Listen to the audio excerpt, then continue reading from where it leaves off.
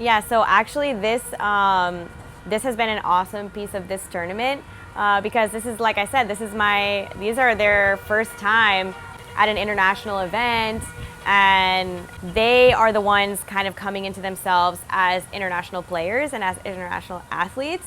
And the cultural piece is something that has happened just organically.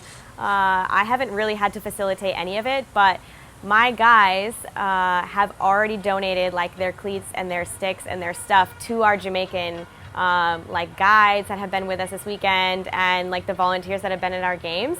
And so after our last game, like I was getting emotional, but they got their stuff. Hey boys, bring it in, get your cleats out. Everybody get a pair of cleats, and they gave their cleats to these Jamaican guys. And one of the moms actually came up to me, my player Noah, and he actually yesterday, so he obviously came with a couple sticks, and his mom told me yesterday, yeah, Noah came in the car and he said, Mom, no, I gave that guy my stick.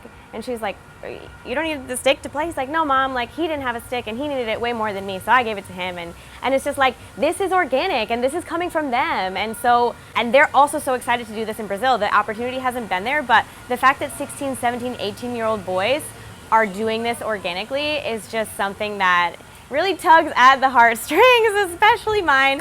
So I love that piece, and I think it really does sink in better when they live it themselves versus like, hey, this is what we're supposed to do. Like we should do a gear drive and we should bring this down. And it's like when you come here and you see like, oh wow, actually that's really hard for them to play my sport. For me, I go to Dick's and I buy a new stick or I get a new helmet or I order it on Amazon or whatever, and they don't realize, wait a second, they don't even have shoes, proper footwear to play my sport. Oh, so I am understanding now, getting a visual picture of this and how can I give back, and I think it motivates them even more, like, okay, you know what, I'm gonna do a big gear drive when I get back to my school and do all this stuff. So I'm excited not only just for my boys to be ambassadors for Brazil, but to be ambassadors of our sport on the whole, globally. And yeah, so now we got some new Jamaican boys with, and they also bought all their bucket hats too, because of course the Jamaica colors are the same as the Brazil colors.